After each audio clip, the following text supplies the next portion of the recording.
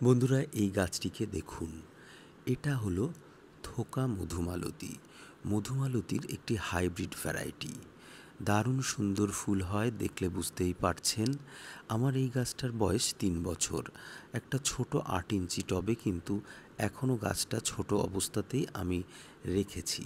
মাঝে মধ্যে একটু কাটাই ছাঁটাই করি এবং বছরে একবার রিপোর্টিং।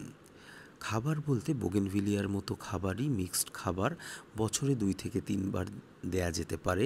ফুল শেষ হওয়ার পরেই এই জিনিসটা করলে পুনরায় গাছে আবার ফুলে ভরে যায়। এই গাছ অত্যন্ত হার্ডি, রোগবালাই বলতেই নেই। তবে মাঝে মধ্যে একটু শুঁয়োপোকার উপদ্রব হতে দেখা গেছে। দেখুন বন্ধুরা, বর্ষাতে কি দারুণ ফুল হচ্ছে। এর আগেও একাধিকবার ফুল হয়েছে।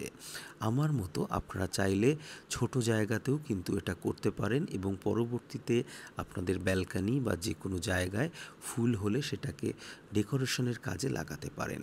আর যারা আর্চ বা বড় কোনো গেটে লাগাতে চান, তাদের জন্যে তো খুবই একটি ভালো পছন্দের গাছ হলো এই থোকা মধুমালতী। এটি একটি হাইব্রিড ভ্যারাইটি। এতে গন্ধ একটু কম হয়, তবে খুবই হালকা একটু গন্ধ পাওয়া যায়। তবে দেশি ভ্যারাইটির গন্ধ কিন্তু এর থেকে অনেক বেশি, এটা কিন্তু মানতেই হবে। এর পাতাগুলোও সুন্দর এবং বর্ষাকাল কিন্তু দারুণভাবে এই ফুল আমাদেরকে আনন্দ দিয়ে থাকে।